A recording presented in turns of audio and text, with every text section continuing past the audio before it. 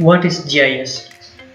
GIS stands for Geographic Information System, which means physical world or space, information of a location or space, and the technology and method used to analyze and map the place or space. There are two types of basic GIS information. One is raster, that is a picture captured by satellites using remote sensing technology, and another is vector, features of the Earth's surface with geographic information. Let's see the vector data. Data about the people, place, properties, education, parks, zoos. Any information with the latitude and longitude can be mapped and analyzed using point, line, and polygon with the GIS tool. GIS used to map rivers, forests, ecosystems. Also used to natural resource management. Farmers used to monitor farm protections. Emergency planners used GIS to plan disasters management, for rescue, damage assessment, and recovery. All these informations get stored in the database. These informations are converted as different layers linked to the geography. These layers contain similar features such as streets and rivers. People can analyze geographic data with different GIS tools and visualize the data as maps, graphs, and charts. Some information that is previously recorded in topo sheets that comes alive.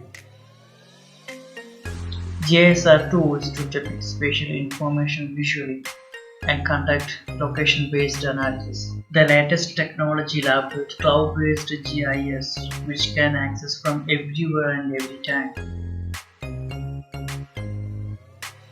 Remote sensing measures the Earth and its features without any physical contact.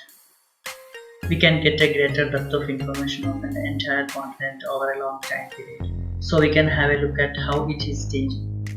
Remote sensing agencies use specialized aircraft and sophisticated satellites to get the data using both passive and active remote sensing methods. Passive remote sensing measures the natural energy or radiations of the Earth. Active remote sensing measures the radiation emitted by the satellite sensors which interacted with the Earth objects.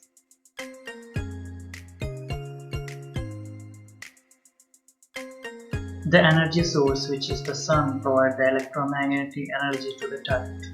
The emitted radiations interacted with the atmosphere and also interacts with the target. The target is the object which is being observed.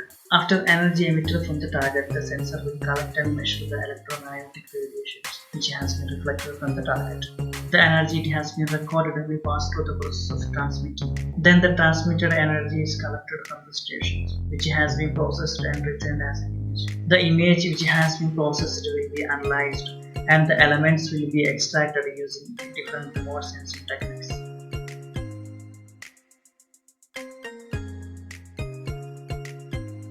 From the imagery, we can monitor deforestation and habitat loss over time. Infrared technology can show us urban hotspots where places of buildings and streets traps the heat.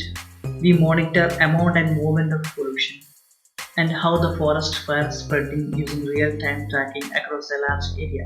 Also used remote sensing to look at the soil moisture maps to monitor drought, estimate the snowpacks in areas where snow is crucial for fresh water, measure the changes in ice sheets and sea level, tracking storm that could impact human lives, and observing how precipitation changes affects where people get fresh water. The global precipitation measurement machine helps to fill the gaps where ground measurement is not enough. The places with rugged terrain can be blocked signals from the ground radar. The ocean are too vast to cover with enough ships and measurement stations on the surface, and many developing countries need to measure fresh water for people and agriculture. Because satellite gets more complete coverage than the ground-based instruments, we can use remote sensing to look at the world, how it's changing all the time. With a long data record, we can make better prediction on the Earth from the space. We can get much understanding of what is going on the surface, on the atmosphere, underground, over the world, and even in our own backyard.